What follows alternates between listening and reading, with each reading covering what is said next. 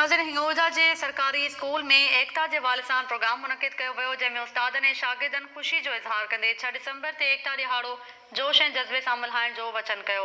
तफ़सील ॾिसूं था अब्दुल जब्बार चांग जी रिपोर्ट में। सिंध आहे, सिंध मुंहिंजी जिंद आहे, उन सिरे हेठि गवर्नमेंट प्राइमरी स्कूल भंगुल खान में जेको अॼु तक़रीब कोठाई वई आहे 6 डिसंबर जे हवाले सां अचो त वधीक उस्तादनि शागिर्दनि ऐं शागिर्दनि खां मालूम कयूं त उहे वधीक टाइम न्यूज़ सां पंहिंजा वीचार कीअं था वंडनि।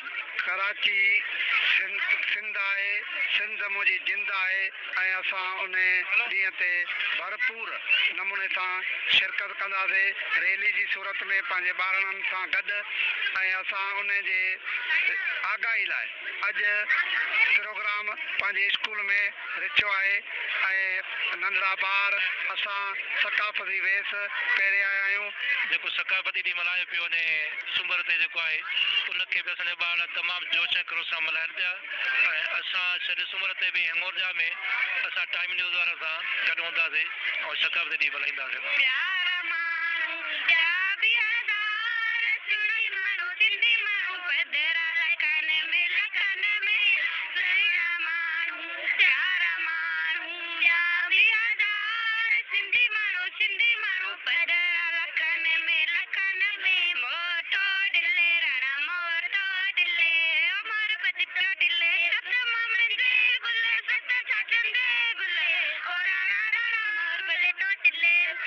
स्कूल में असां भी सिंधी टोपी ऐं सिंधी अजरक जो ॾियारो मल्हायूं पिया ऐं हिते तव्हां ॾिसंदो तव्हांखे ॾाढी ख़ुशी मिलंदी नंढनि ॿारनि में वॾनि ॿारनि में पंहिंजे देश जो लिबास पाए टोपी अजरक ऐं माशाअल्लाह हिते झुमरूं पियूं लॻनि।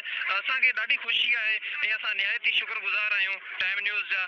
गा पुटन ऐं पेरू पचन मौला करे वरी हेल वसन घर घर गूंजन सिंध अमर जा नारा नारा जिए सिंध वारा जियन सिंधी टोपी अजरक वारा जियन।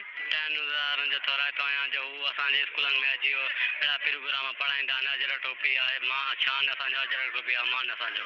हितां जे शागिर्दनि उस्तादनि ऐं शागिर्दनि जूं तव्हां ॻाल्हियूं ॿुधियूं उन्हनि जो चवणु हुयो त जेको 6 डिसंबर ते मोहतरम जेको अली काज़ी जेको ऐलान कयो आहे असीं उन में भरपूर नमूने शिरकत कंदासीं। कैमरामैन अब्दुल सत्तार चांग सां गॾु अब्दुल जब्बार चांग, टाइम न्यूज़ हिंगोजा।